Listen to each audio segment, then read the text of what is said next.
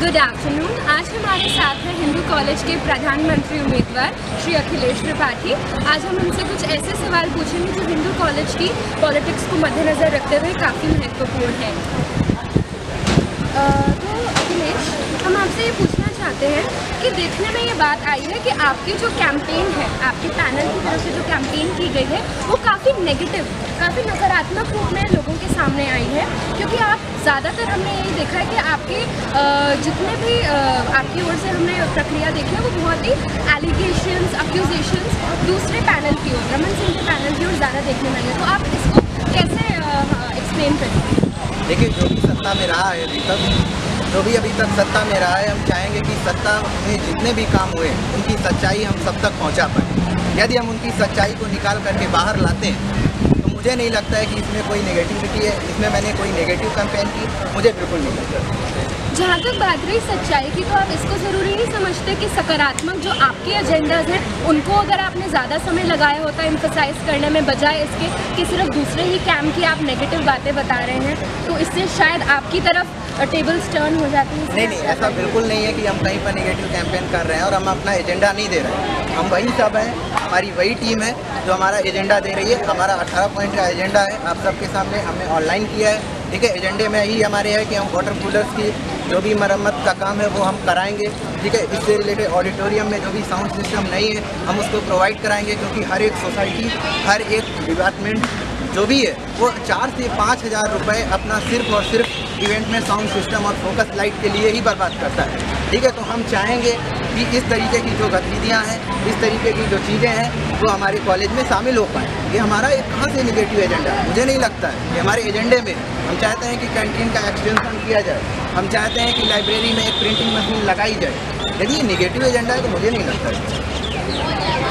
हमारा अगला सवाल आपसे ये है कि इस बात में कोई दो राय नहीं है कि कॉलेज कोई भी तरह की कमर्शियल एक्टिविटी प्रमोट नहीं करने को अलाउ करता, स्पेशली जब बात आती है लाइब्रेरी की। और आपका एक एजेंडा ऐसा रहा है कि हम जेरोक्स कॉपी की मशीन रखेंगे लाइब्रेरी के अंदर।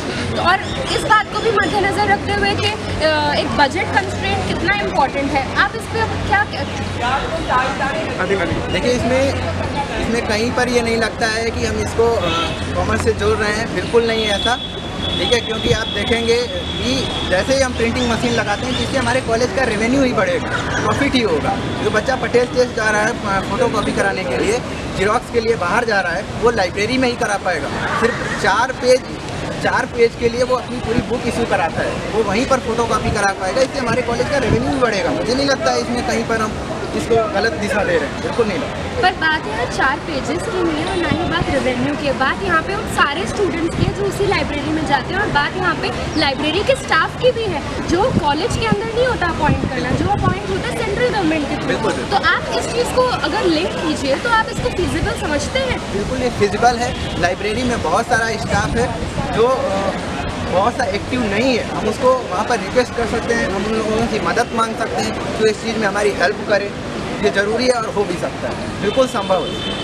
चलिए, ये तो बात हुई कि आपकी छवि किस तरह की सामने आ रही है और किस तरह के आपके एजेंडा पे हम क्रिटिक कर रहे हैं। अब बात आती है कि अगर कॉलेज में आप अपनी तरफ से बताइए कि ऐसे कौन से डिपार्टमेंट्स हैं हमारे कॉलेज में जिन पे आपकी पकड़ बहुत मजबूत है, और ऐसे कौन से डिपार्टमेंट्स हैं जिस पे आपको लगता है कि नहीं, इसमें शायद थोड़ा मामला डगमगाया हुआ। हम सारे ही डिपार्टमेंट में, हमारी सारे डिपार्टमेंट में पकड़ अच्छी है, और सारे हिंदू कॉलेज के जितने भी हमारे दोस्त हैं, साथी लोग, वो सब हमारे इस सच की लड़ाई में साथ हैं, सारे हमारे मुद्दे के साथ हैं, सभी हमारे साथ हैं, हम कहीं पर भी कमज़ोर नहीं हैं। तो चलिए, कुछ ऐसे डिपार्टमेंट्स के नाम बता दीजिए जो आपको लगता है कि आपकी उम्मीदों पर खरे उतरेंगे। मतलब मुझे लगता है ये पूरा हिंदू कॉलेज हमारी उम्मीदों पर खरा उतरेगा। पूरा हिंदू कॉलेज उम्मीदों पर। चलिए, हम उम्मीद करते हैं ऐसा सच हो।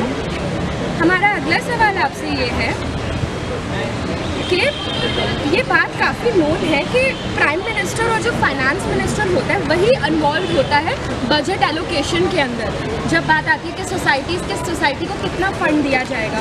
और हमारा अब आपसे ये सवाल है कि यदि आप सत्ता में आ जाते हैं इलेक्शन के बाद, तो आप ऐसे कौन से कदम उठाएंगे कि इस प्रोसेस को और ज़्यादा डेमोक्रेटिक और ज़्यादा ट्रांसपेरेंट बनाया जाए, और इस बात को भी इंश्योर किया जाए कि इसी के साथ साथ जो बजट और फंड एलोकेट किया जा रहा है कि सोसाइटी को, तो उसके बहुत ही रियलिस्टिक तरीके से उस सोसाइटी में जितना काम किया है उसको मद्देनजर रखते हुए किया जाए। आपके क्या कदम होंगे इस डायरेक्शन में? देखिए, हमारी जितनी भी सोसाइटी है और सोसाइटी के अंतर्गत जितना भी बजट दिया जा रहा है और उसमें जितनी भी वृद्धि संभव है, जितना भी उसे हम लीगल ढंग से एक्सचेंज कर सकते हैं, हम उसमें पूरी करने की कोशिश करेंगे।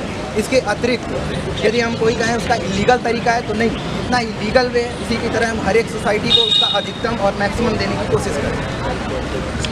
हमारा अगला सवाल आपसे ये है कि आपके एजेंडा के अंदर हमें दो काफ़ी स्ट्राइकिंग बातें लगी कि एक तो revision of the fee structure और दूसरा कि interaction with the non teaching staff. तो जहाँ तक बात रही revision of the fee structure, ये आपको लगता है कि ये आपकी पकड़ के अंदर है क्योंकि ये तो काम गवर्निंग बॉडी और कॉलेज एडमिनिस्ट्रेशन से लिंक्ड है, और दूसरा जहाँ तक बात रही interaction with the non teaching staff, आपको कहाँ तक लगता है कि ये पॉलिटिकली प्रोडक्टिव होगा? और यदि आपने ये दोनों अपने एजेंडा रखे हैं हम सबके सामने, तो आप हमें ऐसा महसूस हो रहा है कि ये पॉलिटिकल मोबिलाइजेशन की ओर ज़्यादा इंक्लाइन है रादर देन इनके पीछे एक हमें मॉरल सब्सटेंस नहीं नज़र आ रहा, ना ही हमें ऐसा प्रैक्टिकलिटी महसूस हो रही है कि हाँ आप सत्ता में आ गए, इसके बाद आप इनकी ओर कदम उठा पाएंगे। तो हमें ऐसा लग रहा है इसी सच की लड़ाई है और इसी चीज़ की लड़ाई है कि हम सत्ता में यदि आते हैं तो यूनियन का रियल मीनिंग क्या होता है, हम उसको सबके सामने लाएं। यूनियन का रियल मीनिंग सिर्फ ये नहीं होता है कि हम और चीज़ों पर ध्यान ना दें।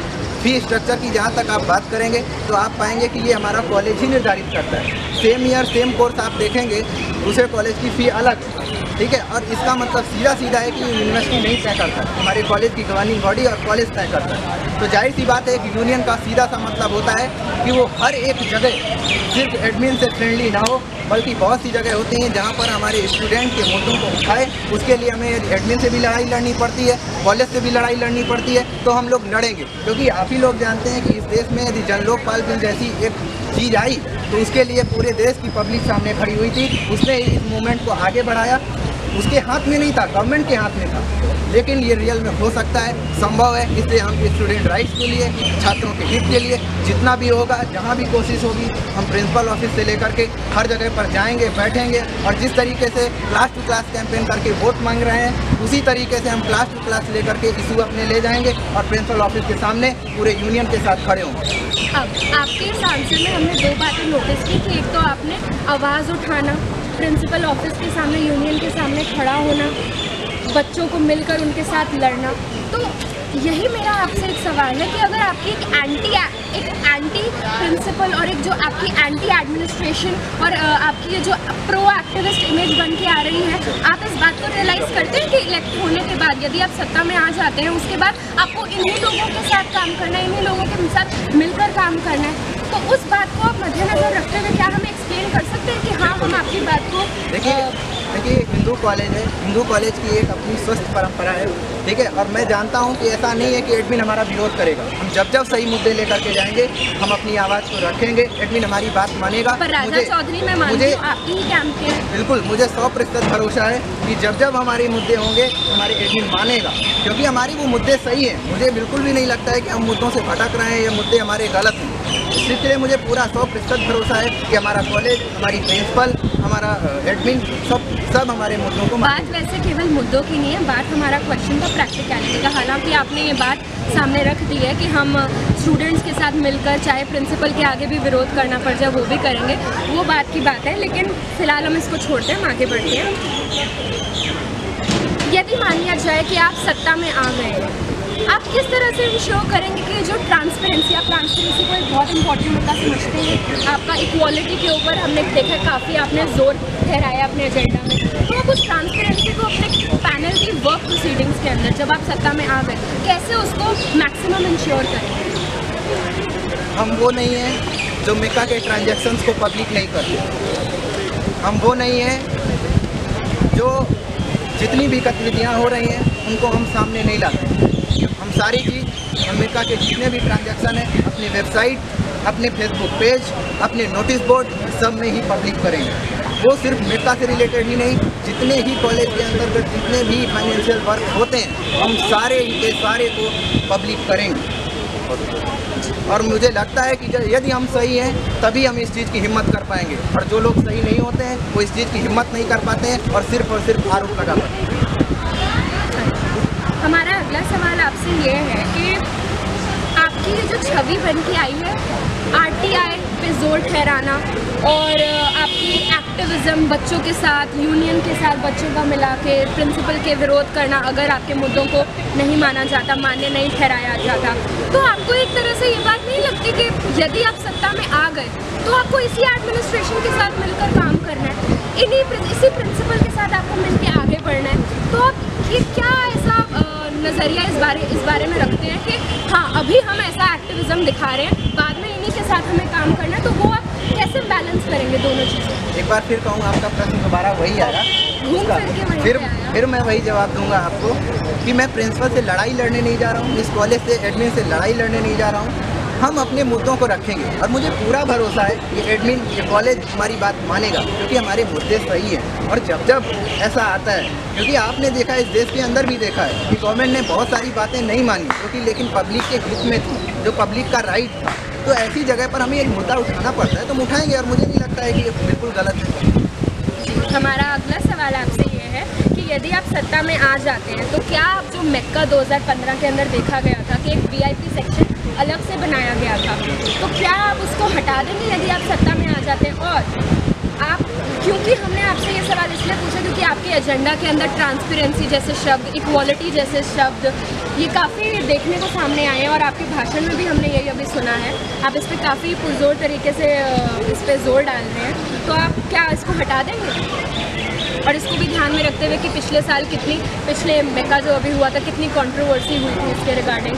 मैं सिर्फ और सिर्फ इतना कहना चाहूँगा कि मैं इस चीज़ को इंश्योर करूँगा कि MECCA के अंदर सारे ही बच्चों की सिक्योरिटी का पूरा ख्याल रखा जाएगा। इसके अतिरिक्त हमारा हिंदुआइट VIP होगा, जहाँ भी ऐसी कोई व्यवस्था यदि होती है तो हमारा हिंदुआइट VIP होगा, क्योंकि वो 200 रुपये